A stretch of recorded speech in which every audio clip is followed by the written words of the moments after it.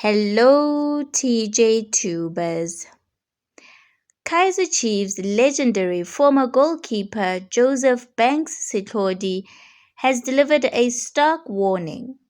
The club's problems run far deeper than the coaching, insisting that even a tactician of Pitso Mosimane's caliber would struggle with the current squad and leadership. The reigning Nedbank Cup champions officially clarified their coaching situation following the exit of head coach Nasruddin Nabi last month. Nabi, whose departure has been surrounded by uncertainty, initially left the club on 17 September, reportedly after a threat of suspension over coaching qualifications. At the time, Chiefs issued only a brief statement confirming that Nabi was not with the team and that the matter was being handled internally. On Friday, the club formally announced that it had parted ways with Nabi. Interim co-coaches Khalil Ben Yusuf and Cedric Gaze were named to lead the technical team for the remainder of the 2025-26 season, tasked with steadying the ship. 5 matches into their tenure, the results remain inconsistent: 1 win, 2 draws, and 2 defeats. Chiefs narrowly advanced to the CAF Confederation Cup preliminary second-round qualifiers after losing 1-0 to Angola's Cabo Scope in the first leg, but securing a 1-0 victory in the return leg and advancing on penalties. In domestic competitions, Amakhosi drew 1-1 with both Marumo Gallants and Amazulu in the Betway Premiership and exiting the Carling Knockout Cup in the last 16 after a penalty shootout defeat to Stellenbosch FC following a goalless 120 minutes. Speaking to Far Post, Setlhodi urged supporters to stop fixating on coaches and start scrutinizing the players. Before you talk about coaches, let's talk about the players, he said. You can bring 20 coaches to Chiefs from the best in the world. The results won't change. Chiefs lack good footballers. That is the problem. The coach does not win the game. It is the players that win the game. The coach only directs. Setlhodi also criticized the club's leadership, questioning its ability to address the ongoing issues. If you are blind and leading a nation, that nation will fail because you see nothing. I don't think Kaizer Chiefs have good leaders to address what is happening. Everybody can see where the problem is at Chiefs. They don't fix the problems. The question is, why? Why? With fans calling for Mosimane to take over at Naturena, Setlhodi dismissed the idea, warning that Chiefs' structure would drive him away. Pitso would not stay at Chiefs. You know why? Because Chiefs don't have good leaders. They don't know how to address football matters. They think football is just business. You just go to the office and stay there.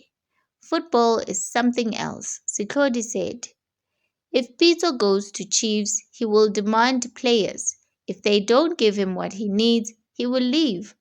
Pitso won't want to work with the average players. You can't have players earning 50,000 but still need to be taught how to trap the ball, he concluded. Now we want to hear from you.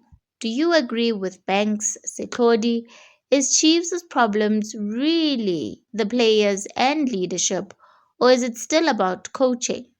Drop your thoughts in the comments below. On other news, with qualifications for the 2026 FIFA World Cup no longer in Bafana's hands, the blunder of fielding an ineligible Teboho Mokoena in a qualifier against Lesotho has come back to haunt the financially struggling South African Football Association, SAFA. If South Africa fail to qualify for next year's tournament in their final Group C clash against Rwanda on Tuesday, The financial blow could amount to nearly 200 million rand, money that would have come from World Cup participation fees and prize money. FIFA has confirmed that the total prize pool for the 2026 World Cup, co-hosted by the United States, Canada, and Mexico, will double from the $440 million, about 7.7 billion rand, of the Qatar 2022 edition to $896 million, about 15 billion rand. Based on the 2022 figures, teams that qualify for the group stage receive a guaranteed $9 million, around 160 million rand, plus a $1.5 million, 26 million rands participation bonus. With the prize money now doubled, the payout for qualification could easily exceed 200 million rand. The figure now hangs in the balance and could be lost due to an administrative oversight that has left Bafana on the brink of elimination. Bafana appeared to be in control of their group after a 2-0 win over Lesotho in March. However, that victory was later overturned when FIFA docked South Africa 3 points for fielding Mokoena, who was ineligible after accumulating 2 yellow cards.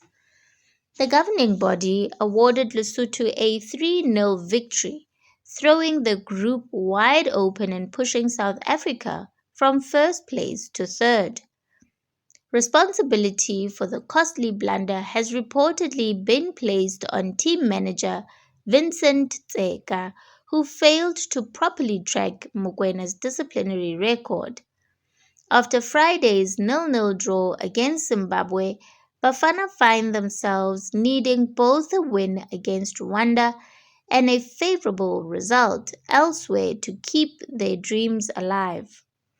According to the Federation of African Football, CAF, 3 nations, Benin, South Africa, and Nigeria, remain in contention for the top spot in Group C, which offers the only automatic qualification ticket to the 2026 World Cup. Benin will qualify if they beat Nigeria or even if they draw, provided South Africa fail to win. South Africa can qualify only if they beat Rwanda and Benin lose to Nigeria.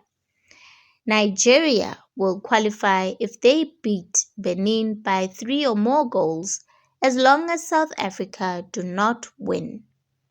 Coach Hugo Broos's side has struggled for consistency in the latter stages of the qualifiers, drawing 1-1 with Nigeria and 0-0 with Zimbabwe on their last 2 games. To make matters worse, Bafana were beaten 2-0 by Rwanda in the first round of fixtures, a result that adds further tension ahead of Tuesday's showdown. For Safa, missing out on the World Cup would be more than just a sporting disappointment.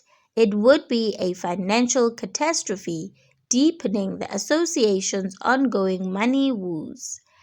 As things stand, South Africa's World Cup fate is out of their hands and in the unpredictable grip of Group C's final day drama. Now I want to hear from you. Do you think Safa should take full responsibility for this mess, or should Coach Hugo Broos and his technical team also be blamed? Drop your thoughts in the comments section below. Let's talk about this. Thank you so much for tuning into this video. If you haven't subscribed yet to this channel, please make sure to subscribe and give this video a like. Thank you.